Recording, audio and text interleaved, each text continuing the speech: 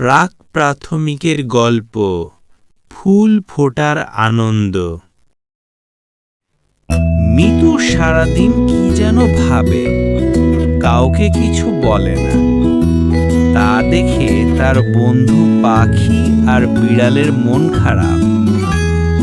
সেটা বীজ বুনেছে, বীজ থেকে কখন চারা বেরোবে, কখন গাছ দেখবে, তাই নিয়ে ভাবছে মিতু।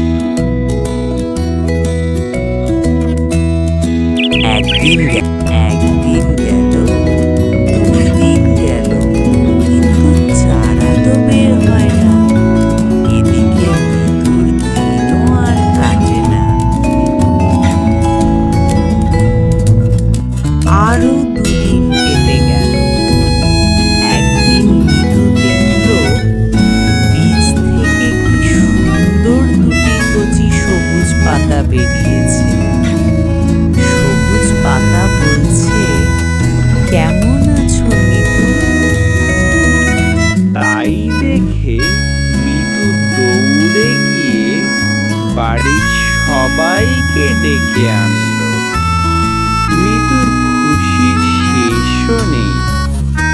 মিতুর আনন্দ দেখে বন্ধু বিড়াল আর পাখিও খুব খুশি। তারপর থেকেই মিতু সকাল বিকাল দুপুরে গাছে পানি দেয়। পানি পেয়ে গাছপালা বেড়ে ওঠে। সে ভাবে কখন চারা গাছটি আরো বড় হবে।